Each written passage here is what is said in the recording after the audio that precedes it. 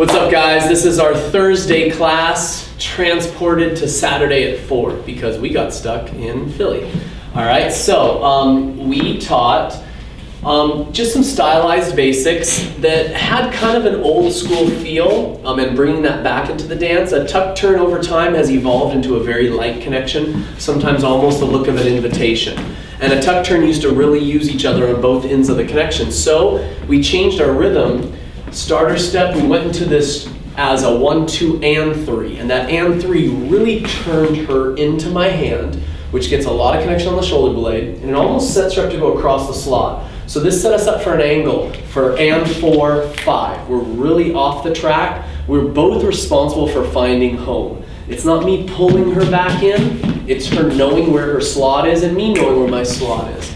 Now when I keep the connection, it has a bounce feel to it. 1, 2, bounce, bounce, and back, all right? If I did it without the connection, she should know her path the same way that I would. So if I sent her off the track, this doesn't mean we switch partners and move on to the next person, all right? We know to come home. So knowing home, we come out, we come back, and we're into our basic. That has a nice feel to it, breaks the basic.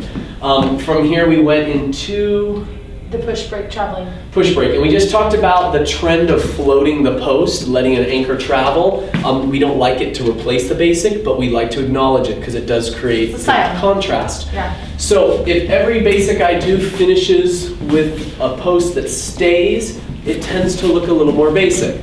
So sometimes to create a little bit of space, a little bit of style, we'll send that post with her. But afterwards, if you do a floating anchor, we recommend to now have a little control and go back to home and keep it nice and quiet and basic. So understanding that contrast. A good drill would be to do this without hands, because technically a follower should really notice the difference of me coming at her compared to me bringing her in and staying back and letting her settle. So there's such a difference in my projection, just in my movement, of saying move to the end and go.